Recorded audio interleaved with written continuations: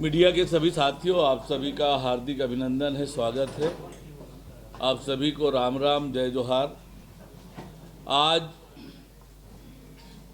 Cabinet की बैठक मुख्यमंत्री विष्णुदेव साय जी की अध्यक्षता में संपन्न हुई और कई महत्वपूर्ण आज के बैठक में लिए गए। बैठक में सबसे महत्वपूर्ण और अहम फैसला एक बार फिर किसान हितैषी सरकार ने किसानों के हित में निर्णय किया है कि अब कृषक उन्नति योजना के प्रचलित निर्देशों को संशोधन करते हुए इसके दायरे को और विस्तृत कर दिया गया है।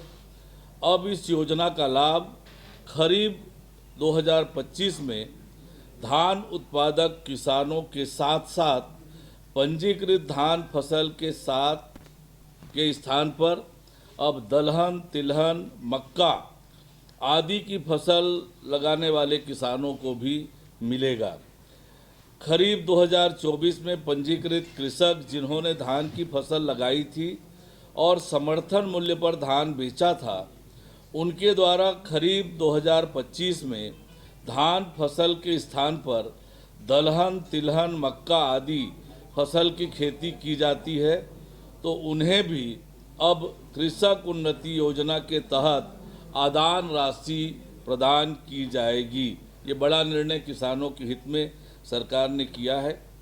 साथ ही अधिकारी कर्मचारियों के हित में भी एक बड़ा निर्णय मंत्रिपरिषद ने लिया है, जिसके अंतर्गत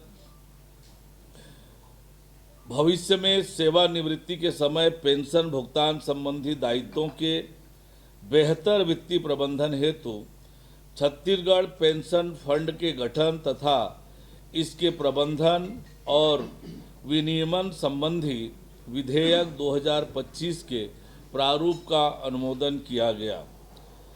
मंत्रिपरिषद द्वारा राज्य के दीर्घकालिक आर्थिक विकास और राजकोषीय स्थिरता सुनिश्चित करने के लिए Chhattisgarh growth and stability fund के गठन तथा इसके प्रबंधन और विनियमन संबंधी विधेयक 2025 के प्रारूप का अनुमोदन किया गया।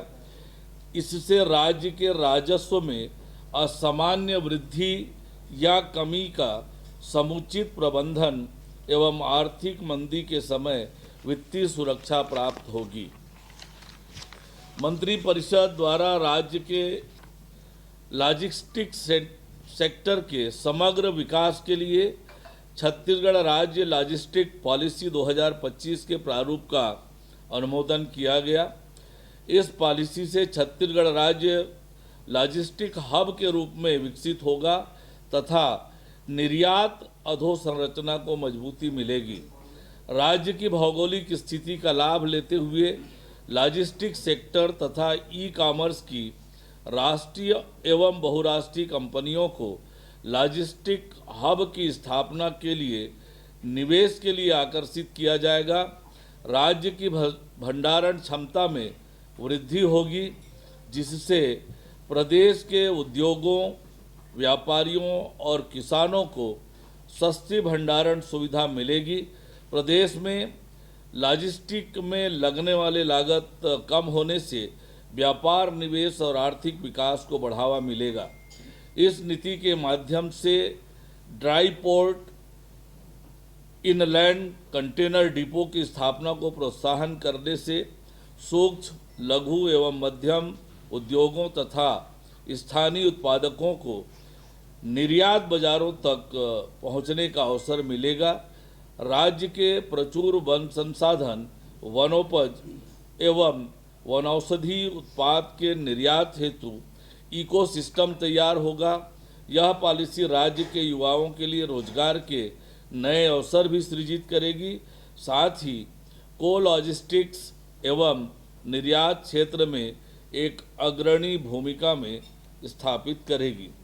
मंत्रिपरिषद द्वारा एक और महत्वपूर्ण निर्णय लेते हुए कुछ कानूनों के प्रावधानों का गैर अपराधीकरण करने के लिए छत्तीसगढ़ जन विश्वास प्रावधानों का संशोधन विधेयक 2025 के प्रारूप का अनुमोदन किया गया, जन विश्वास विधेयक से व्यवसाय व जीवन यापन में सहजता बढ़ेगी, अनावश्यक न्यायालयीन प्रकरणों और उससे होने वाले व्यय में कमी आएगी।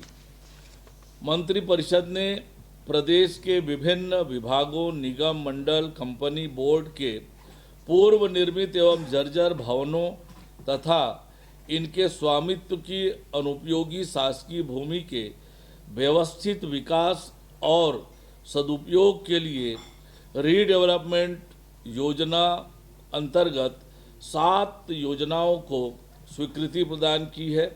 इसमें Shanti Nagar Raipur, BTI Shankar Nagar Raipur, Kailash Nagar Rajnandgaon, Chandni Chowk phase 2 Jagdalpur, civil line Kanker, club Para Mahasamund, Katghora Korba शामिल है। मंत्रिपरिषद द्वारा वाणिज्यिक कर पंजीयन विभाग के अंतर्गत उच्च श्रेणी पंजीयक, लिपिक / रिकॉर्ड कीपर की तृतीय श्रेणी कार्यपालिक उप पंजीयक के पद पर पदोन्नति के लिए विहित 5 वर्ष की न्यूनतम अहर्कारी सेवा को केवल एक बार के लिए न्यूनतम अहर्कारी सेवा 2 वर्ष निर्धारित करने का निर्णय लिया गया। सर, आपने कहा कि कृषक उन्नति योजना में दलहन